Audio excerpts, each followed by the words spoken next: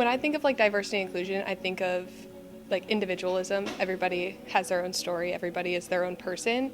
And with that being said, like learning other people's stories. Hello, I'm Beth DeBauche, Commissioner of the Ohio Valley Conference. This year marks the 75th anniversary of this historic league. And we're using this anniversary as a platform to tell stories and have discussions about issues that really matter to our membership and student athletes. And what could matter more than fairness and equality in the adoption of Title IX. Today we're honored to be joined by two authors who've recently published books. We're joined by Andrew Maraniss, New York Times best-selling author and friend of the Ohio Valley Conference, and Dr. Mary Ellen Pethel. The names of their books are Inaugural Ballers, The True Story of the First U.S. Olympic Women's Basketball Team, and Title IX, Pat Summitt and Tennessee Trailblazers, 50 Years and 50 Stories. Andrew, Mary Ellen, we're delighted to have you. Why did you pick the topics for these books? Andrew, why don't we start? What was the impetus for writing this latest book? Okay, there's sort of a general answer and a specific answer. So in general, I'm interested in writing books about sports and history and social issues. So my first book was a biography of Perry Wallace, who was the first black basketball player in the SEC. My second book is called Games of Deception. It's the story of the first U.S. men's Olympic basketball team at the 1936 Olympics in Nazi Germany. And then my third book was called Singled Out. It's a biography of Glenn Burke, who was the first openly gay Major League Baseball player. So you can see the types of stories I'm interested in writing. And I was visiting a school in Kansas and a school in North Carolina to talk about Games of Deception. And at both schools, students raised their hands and said, well, what about the first women's Olympic basketball team? And so that really was the specific impetus for me to look deeper into their story. And I realized that because they played the 1976 Olympics, that would have been just 4 years after Title IX was signed, around the time that Title IX was finally being implemented, and that the 50th anniversary of Title IX was approaching, and be a chance to tell a story about women's athletics in the context of the women's rights movement in the 1970s. And so that's the reason why I was interested in doing it. Mary Ellen? So I have to give a little bit of context for mine, because I graduated my undergrad in history. I was a history major at UT, and I was there 96, 97, and 98. Some glorious years for Lady Vol basketball, winning 3 straight national championships. And I wrote my history honors thesis on women's basketball, but not the 1970s, the early 1900s, 1890s and 1900s. And so I've always been interested in women's sports. I've included it in a lot of my research and writings. And I like to tell the story that when I was a senior, I went to a book signing with Pat Summitt. One of her books came out, Reach for the Summit. And I had her sign the book, and we were making small talk. And she asked what I was doing after graduation. And I said, I'm going to law school. And she wrote in my book, Raise the Roof in Law School. That was the common thread then. But she said, what is your thesis on? And I said, well, it's on the first generation of women athletes. And so suddenly she stopped and kind of perked up. And she said, the 1970s? And I said, no, way back. We're talking about knickers, not Nike. Mm-hmm. And so she laughed. And it's now, having written this book, in my mind, I like to think if I could go back to that moment with Pat Summitt and say, yes, the senior thesis was on that first generation, but one day I'm going to write a book about you and your generation. And so that was a sort of a serendipitous moment there. And someone sent me an article about the first full-court high school basketball game in Tennessee, which surprisingly was not until 1979. And with the TSSAA, and we know Pat Summitt played a role in that. Mm-hmm. And so that got me thinking, and just started from there and started interviewing women all across the state and all across the country and the world.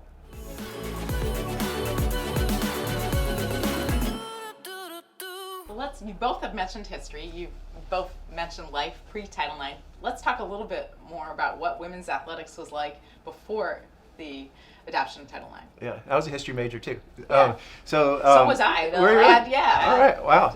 Go humanities. So I think some of the younger people watching this, may not really fully appreciate what women's sports were like in many parts of the country and in many schools around the country before Title IX. So in the book, I interviewed women who were in elementary school before Title IX. A woman told me that she had to start a petition at her elementary school for the girls to be able to use the gymnasium, which otherwise was only for the boys. Another woman told me that she would see the boys playing baseball at school, and the girls were told that they could not have a softball team. But she refused to take that as an answer and organized her friends, told them all to ask for softball equipment for Christmas. And so like right after they came back in the spring, they all had equipment. She had her grandmother create bases by putting sand in pillowcases and sewing them together. You know, so you really saw even young girls stepping up and realizing this wasn't fair. At high school or college levels, schools often wouldn't have a varsity team, period, for the girls. If they did have a team, it was often a case where the basketball team and the volleyball team were sharing the same uniforms. I think Pat had talked about even at her days at Martin, she was supposed to sew her jersey number on her uniform. Schools would have bake sales, you know, to raise money to go on road trips. I think in 1971, the average college was spending 1% of its athletic department budget on women's sports. You know, so it was completely unsupported, and it was a generation of women that really stepped up and advocated for change.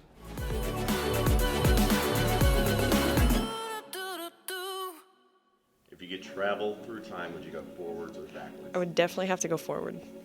All right, how far forward? Maybe like 20 years. Did they see themselves as trailblazers? Did they appreciate in the moment really how they were changing society and providing opportunities, or don't they like to embrace that as a pioneer? That's what I found interesting in talking to these women, especially the coach, Billy Moore, is that she did recognize what they were doing, you know, and she made a point of saying that in the locker room before the silver medal game, where she said they were going to change women's sports for the next 25 years. And you sort of expect in doing these interviews that people would say, no, we were just playing. We didn't really think about the history until much later. You know, that's sort of the stock answer I think that an athlete would give today. But at that point, they understood what was happening. There would only be one first women's Olympic basketball tournament, only one first Olympic women's basketball team, you know, and they were it. And there would only be one first basket scored. And so that was a funny story I was hearing, is that they really wanted to score the first basket in the first game. The U.S. played against Japan at 9 o'clock in the morning to start the women's basketball tournament. Japan got the ball first, and one of our U.S. players, Julian Simpson, like practically tackled their guard as she was going down the lane for a layup. Like, we're not going to let them score first. And so when Lucy Harris scored the first basket, the team went crazy. So, I mean, it was down to that level of knowing what history was being made. Yes, they were aware. As the further you get from Title IX, so 1976 is really the first year that, at least in Tennessee, you have scholarships. That's going to change the game again. I write about a woman named Betty Booker Parks, who still holds many records at the University of Memphis. And she came from a very, very small town called Hampshire, Tennessee. Some of these women, and Betty Booker Parks in particular, she said, I would have not have gone to college if it had not been for the scholarship. We didn't have the money. And so, yeah, Title IX was a game changer, but then the implementation and the enforcement and the expansion to scholarships, to me, a lot of women's sports and the acceleration of the game, and I'm not just talking about basketball, I'm talking about swimming, I'm talking about volleyball, I'm talking about tennis, that really doesn't happen until 76. And then the next accelerant is going to be 81-82, when the NCAA finally gives up the fight against women's sports. Thankfully, this year you turn on the TV, you're watching the games on the weekend. There's, you know, PSAs and commercials celebrating the 50th anniversary. I think every athletic department and league is celebrating the 50th anniversary, and that's terrific, you know. And I think people are also acknowledging the history that's been made, but also the progress still yet to come. But if you look back 50 years ago, or more than 50 years ago, as Title IX was being first discussed and debated, most athletic departments, the NCAA itself, college football coaches, college basketball coaches who were men, were against it and didn't want to share any pieces of the pie. You know, even though they were spending 1% of their budgets on women's sports and feeling like that was enough, but anything approaching equality they thought of as, unfair was going to be the demise of their athletic departments and college sports in general. So it was not universally beloved like you might imagine today. I was going to just add something interesting is that a lot of the women I talked to said, and it was Gloria Ray, the first athletic director at the University of Tennessee, who said, we had to do two things simultaneously that were difficult. One, we had to prove that we were not a threat to men's sports. And at the same time, we had to prove that we were good enough to be worthy of recognition and respect. And so they walked this tightrope quite often. And sometimes these coaches and administrators, they used Title IX as like a last line of defense if they were trying to get something. Others used it a little bit more aggressively as an offensive weapon. Some worked within the system, some were willing to sort of fight against the system. So a lot of different approaches. One thing that differentiates women's sports from men's sports, and this was good timing for women's sports, is that it paralleled this explosion in media and technology and just the media landscape generally. And so women were able to use that to their advantage. Now, it took a while to convince media outlets to cover them, and that's still a struggle.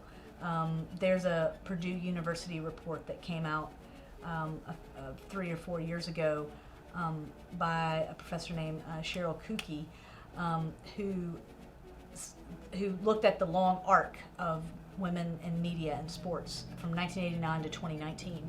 And 5% of all coverage in 1989 for women's sports in the media. In 2019, it was 5.4%. And so even though we've got, I think, some differences in how the women's game has changed from the men's, I think there's still a lot of room for improvement. I was just at a conference at Springfield College in Massachusetts on Title IX, the history of basketball, and two of the panelists were Tamika Catchings and Tina Thompson, who are two of the greatest college and WNBA players of all time. And someone asked Tamika Catchings about comparing the WNBA to the NBA, and she said, what you have to keep in mind when people are critical of the fact that there's only 12 teams, or we're not making the same money, or not receiving the same media exposure. Yes, those are really important issues that need to be addressed, but we're only 25 years into our league. Look at where the NBA was when it was 25 years into its existence. We are way ahead of that, and so she cautioned against only looking at the work yet to be done, but let's look at the progress that we have made and support women's sports by showing that, yes, like, we are popular. If you look at the ratings for Women's College World Series, I think it was higher than the Men's College World Series, right? The softball was higher than the men's baseball. NBA Finals, playoffs going on right now, have had the highest ratings in history. The Tokyo Olympics, it was the first time that women's sports were shown more in prime time than men's sports. So I think the evidence is there that when women's sports are given the platform, that people will watch, and I think that's what you'll see to continue on in the future, is that's been proven and it'll continue to be proven.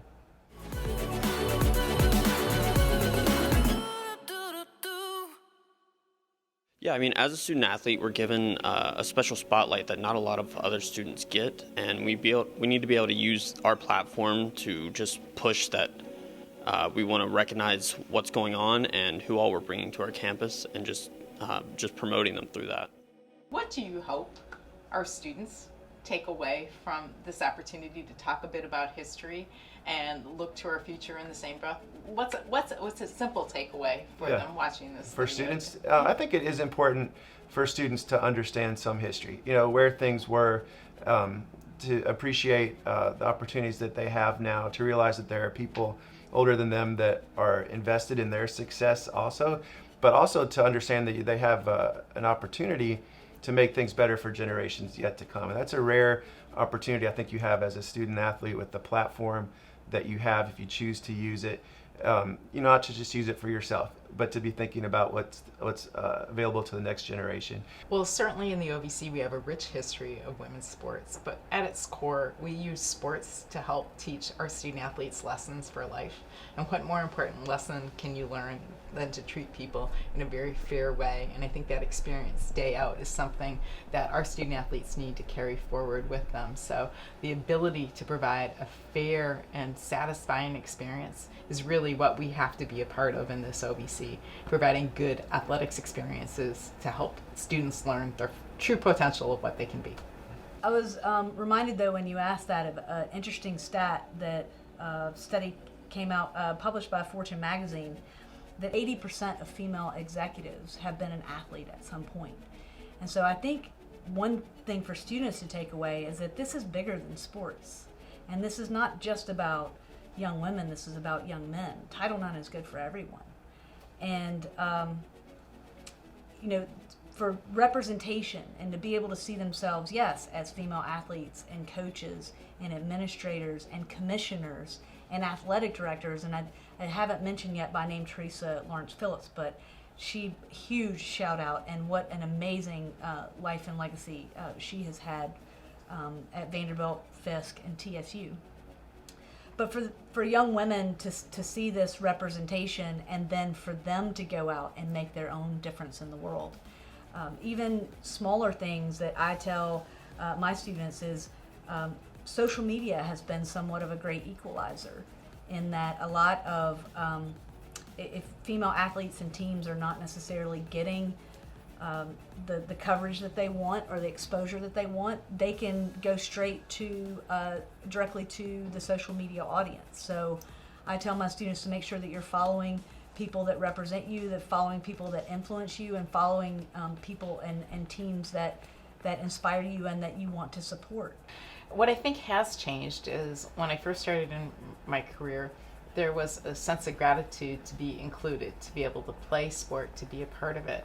Now there should be, and rightfully so, an expectation that the experience is fair. And then it's much more than the gratitude. There's an expectation that the experience for our male student athletes and our female student athletes be the same. And I'm hoping we see that, but if we don't, I want our student athletes to be able to speak up. I got something to show y'all. So for the NCAA March Madness, the biggest tournament in college basketball for women, this is our weight room. Let me show y'all the men's weight room.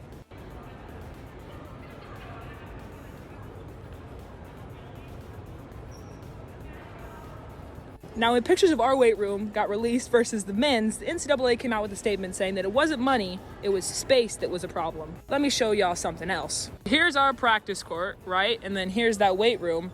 And then here's all this extra space. If you aren't upset about this problem, then you're a part of it. Candace Parker was the first woman to ever be put in the PlayStation NBA basketball game. And her brothers joked and said, back when she was a little kid, we would be playing the NBA game, and we give her a controller, but it was unplugged because we didn't want her messing up our game. And they said, now she's on the freaking game. And she said, this is great. I'm so proud about this, but I want, this is gonna make a huge difference for a lot of little girls out there, but I also want it to make a big difference for little boys. If we look at the past 50 years, and then we look ahead to the next 50 years, I think if the ups and downs, its interpretation is anything but settled. I think it's something we'll continue to deal with. But the larger issue is of equalizing women's role, equity and inclusion in American society, and not just for women's sports, but as they see representation as doctors and astronauts and engineers and OVC sports commissioners. I think that's Title IX's greatest legacy, that we need to pass the torch to the next generation. One other, just very tangible thing I think people can do, not necessarily student athletes, but just communities who may be watching this, just in general feel like they support women's athletics or women's issues, but do they actually go to the games? Probably not, and so I think just showing up and being there, being visible supporters of these programs, even watching on TV and making a point of talking about it, like in your friend circles, that this is something that I'm paying attention to and it's probably worthy of other people paying attention to. I think that simple things like that are really important, and hopefully we'll see greater attendance at women's athletic events as this interest is growing and as participation is growing. And certainly it's a gift to our student athletes who absolutely want all the support that they can get. My bottom line for this project is that I want people today and future generations to have this for the historical record. I want these women's names and stories out in the public. I want to reintroduce them to today's audience, and this book is about them, 100%.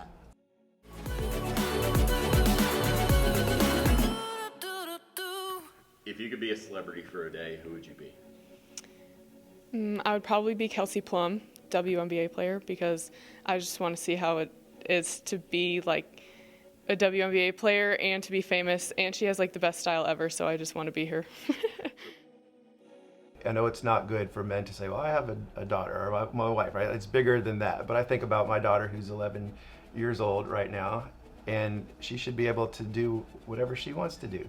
And I hope that she has that opportunity. And it's scary to think about rights that are being taken away in today's environment, you know, and you want her to grow up in a society that's better than the one that came before. And so that's my wish, is that people remain vigilant about this, you know, and ensure that these protections remain intact, and that Title IX, if there's a way to even to make it stronger, you know, that would be my wish. And I think that comes down to individual decisions that people make in positions of leadership, but also younger generations being socially active, you know, and fighting. That's the lesson to learn from the women you wrote about, you know, is that they were athletes, they were accomplishing change just in their very existence, but a lot of times they were also pushing in different ways, pushing for progress. And we have to recognize that battle's not over. Like, you have to keep going.